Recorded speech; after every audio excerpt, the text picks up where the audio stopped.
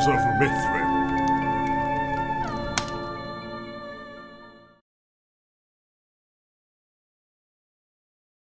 Den of Thieves, read by Skye Alley. Part 9. Direction. In another room of the inn, Elvin and Derval were set at a table together. The sounds of talking and occasional shouts and gasps came from the main room. "I am sorry, by the way," Elvin said after a long pause. "I really did not mean to make things worse." Derval looked at him. She paused for a moment. "It's fine. Just how about next time you—" Her words trailed off as the door slammed open and Ducky came through. He was beaming from ear to ear as he started speaking. "You're not going to believe this. It can talk." "What?" Elvin and Derval both started together. "It can talk. Come in and see." They made their way through with him. The crowd of people had pulled away from the kobold as it sat cackling on the floor. Elvin walked over to it and drew himself up to his full height.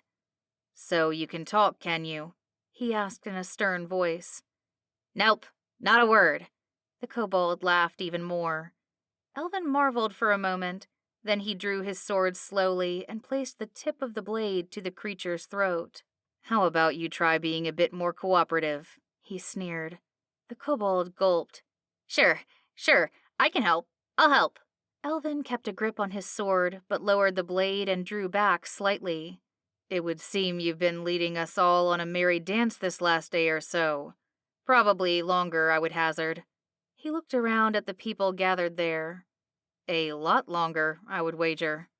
The kobold began to laugh again.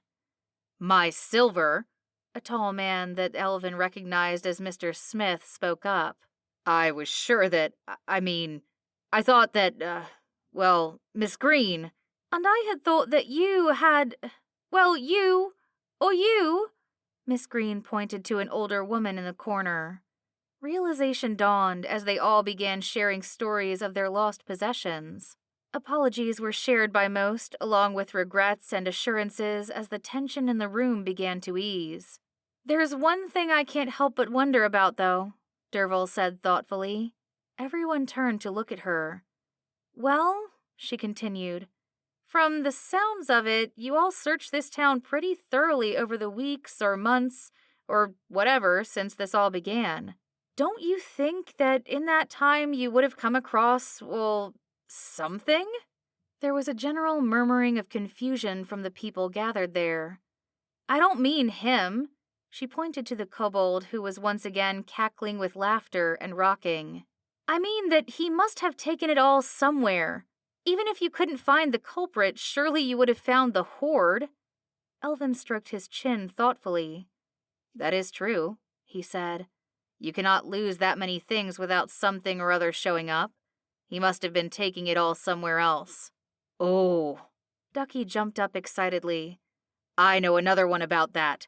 It all starts with—" "Any chance of the short version this time?" cut in the guard. Ducky glowered at him, but then shrugged. "Fine," he said. "Well, it's just that the stories say they like to live in our homes. Well, not our current homes, mind. Look, there's a whole story about it, but if I've got to cut it short, then, they like to scare people away. Not just from one house, but from a whole place. Then they sort of move in." "Move in?" Elvin looked puzzled. "Yeah," Ducky continued.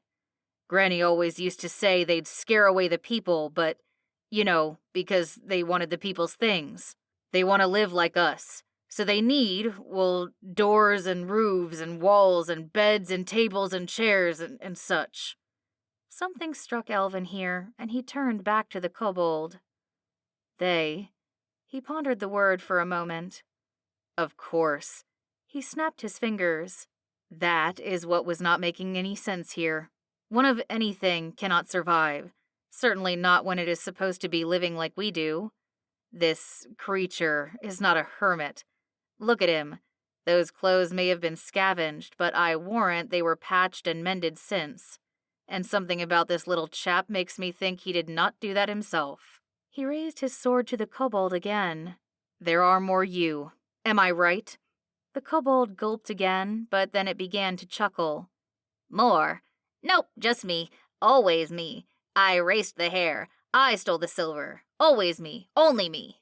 Do not lie to me, Elvin roared at the creature. Derval had been thinking hard. Ruins, she said suddenly. What? Elvin turned. Derval had turned to the crowd, though. How far away is the nearest town, or village for that matter? How far away are the nearest people? Well, Miss Green thought. There's the barracks, of course. After that, though, there's not another town or even a hamlet for 9 5 leagues. Everything travels up the road from here, or comes down it to the docks. That's what I thought. Derval snapped her fingers. I still do not follow. Elvin looked at her. Don't you see? She smiled. All that open countryside, woodland, forest, and hills. There's plenty for them to hide in. She looked at Elvin. When he did not seem to pick up the trail, though, she continued. But Ducky says they don't go for that sort of thing. Oh. Thoughts sparked in Ducky's mind. They'd want somewhere that had been made for people, but left nice and empty. Exactly, Derval grinned, turning to look at him. I think I see where you're going with this. Elvin smiled too. He turned to the people around them. Before the barracks, was there ever a fort or a castle or something? Well, sure, Mr. Smith said, pointing out of the building. Up that way there used to be a fort. Back in the old days, of course. I can't say as anyone would have been up there in, His voice trailed off. In years. Elvin smiled. Miss Green, Mr. Smith, Archibald, everyone. Do you think you can get things in order here? I reckon so, Mr. Smith nodded. We've heard a few of your stories now. He nodded towards Ducky. I reckon we know a bit about them. We can probably start shoring things up and keeping a lookout. Why? Elvin signaled to Ducky and Derval. Then, grabbing the kobold by the scruff of its neck and pulling it upright, the 4 of them made their way to the door. Elvin lifted the creature up and chuckled. Because we have a nest to find.